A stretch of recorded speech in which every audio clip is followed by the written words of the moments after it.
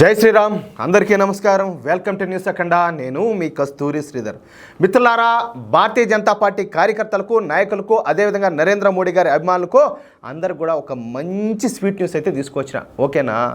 మొన్ననే జస్ట్ ఒక 2 రోజుల క్రితమే హర్యానాలో జరిగినటువంటి లోకల్ బాడీ ఎన్నికల్లో భారతీయ జనతా పార్టీ ఘన విజయం సాధించింది.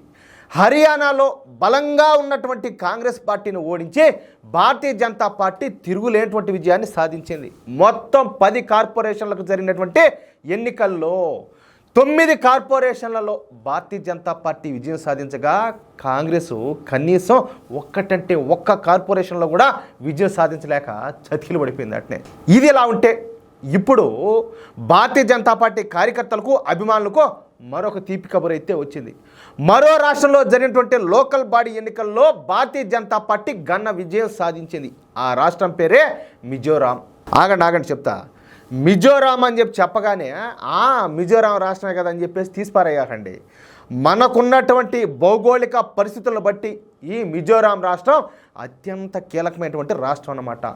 మణిపూర్ క్రిందనే ఈ మిజోరాం రాష్ట్రం అనేది ఉంటుంది. పైగా మిజోరాం రాష్ట్రం మయన్మార్కు ఆనుకొని ఉంటుంది. అయితే మొన్నటి వరకు ఈ మణిపూర్ రాష్ట్రం డ్రగ్స్ కేంద్రంగా వస్తూనిందనమాట. అయితే భారతీయ జనతా పార్టీ ప్రభుత్వం వచ్చిన దగ్గర నుంచి ఈ డ్రగ్స్ సప్లైను, అదేవిధంగా స్మగ్లింగ్ను, అదేవిధంగా గసగసాల పంట, ఈ గసగసాల పంటనే పాపీ పంట అని కూడా అంటారనమాట. ఈ గసగసాల పంట పెంపకాన్ని పూర్తిగా తుడిచిపెట్టేశారు. తెలియని వాళ్ళకి మళ్ళీ ఒకసారి చెప్తా.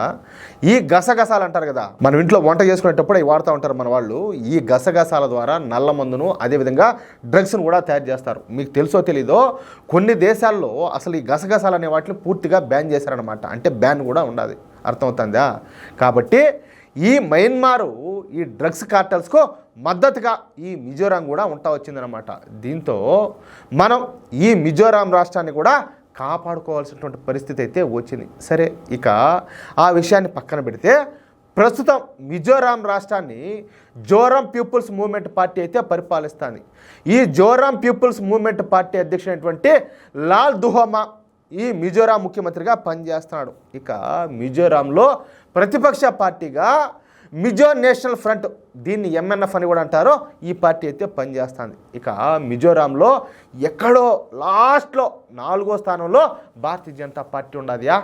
అంటే అధికారంలోనూ లేదు, ప్రతిపక్షంలో కూడా లేదు. అర్థమవుతుందా? 4th ప్లేస్లో ఉన్నది. అయితే ఈ మిజోరాంలోని చెక్మా అటానమస్ డిస్ట్రిక్ట్ కౌన్సిల్కు ఎన్నికలు జరిగినాయి. ఈ చెక్మా అటానమస్ డిస్ట్రిక్ట్ కౌన్సిల్లో మొత్తము 88 విలేజ్ కౌన్సిల్స్కు ఎన్నికలు అయితే జరిగినాయి అన్నమాట. ఇక ఈ ఎన్నికల ఫలితాల్లో అందరికీ మత్తిపోయేటట్టు రిజల్ట్స్ వచ్చినాయి. మొత్తంగా 88 విలేజ్ కౌన్సిల్స్కు ఎన్నికలు జరిగినాయని చెప్పుకున్నాం కదా. ఎక్కడో ఆఖరణ 4th ప్లేస్లో ఉన్నటువంటి భారతీయ జనతా పార్టీ ఈ ఎన్నికల్లో స్వీప్ చేసి పారేసింది. మొత్తం 88 విలేజ్ కౌన్సిల్స్లో 64 విలేజ్ కౌన్సిల్స్ను బీజేపీ అయితే గెలుచుకునింది. మీరింటాది నిజమే, ఏమి దీంట్లో ఏమి అవాస్తవాలు ఏమి లేవు. మిజోరాంలో జరిగినటువంటి ఈ ఎన్నికల్లో భారతీయ జనతా పార్టీ అక్షరాల 64 విలేజ్ కమిటీలలో విజయం సాధించింది. ఎక్కడుంది భారతీయ జనతా పార్టీ? 4th ప్లేస్లో ఉంది. ఇక మిజోరాంలో పరిపాలిస్తున్నటువంటి జోరాం పీపుల్స్ మూవ్మెంట్ పార్టీ కేవలం 12 విలేజ్ కమిటీలను మాత్రమే గెలుచుకోగలిగింది. ఇక మిజోరాంలో ప్రధాన ప్రతిపక్ష పార్టీ అటువంటి మిజో నేషనల్ ఫ్రంట్ పార్టీ కేవలం 8 విలేజ్ కమిటీలను మాత్రమే గెలుచుకునింది. ఇక మిగిలిన 4 విలేజ్ కమిటీలను ఈ ఇండిపెండెంట్లు, ఓలీలు గెలుచుకున్నారన్నమాట. ఇక కాంగ్రెస్ పార్టీ అయితే ఎప్పటిలాగానే సక్సెస్ఫుల్గా గుండు 0 స్థానాలతో ఘన ఓటమిని అయితే సాధించింది. మా ఓడు యాడికి పోయినా కూడా చరిత్ర అంటే తిరగరాచాడు. మా ఓడు అయితే వెనక తగ్గడం. మొత్తం మీద మిజోరాంలో ఎక్కడో అధపాతాళంలో ఉన్నటువంటి భారతీయ జనతా పార్టీ ఘన విజయం సాధించి 73% స్ట్రైక్ రేట్లు కనబరచగా కాంగ్రెస్ పార్టీ అసలు పోటీ చేసిందో లేదో కూడా ఎవరికీ తెలియకుండా పోయిందియా.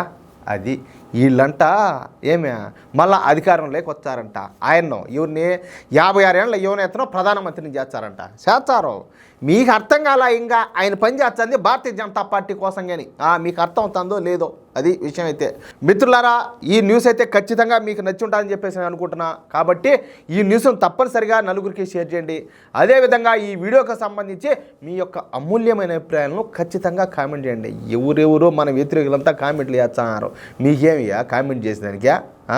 అదేవిధంగా ఈ వీడియో చూస్తూ కూడా ఇంతవరకు ఇన్ని రోజులుగా ఎవరైనా మన ఛానల్ సబ్స్క్రైబ్ చేసుకోకుండా ఉంటే నాయనా మీ పుణ్యం ఉంటుంది నాయనా, ఛానల్ అట్లా సబ్స్క్రైబ్ చేసుకోండి ఆ స్వామి.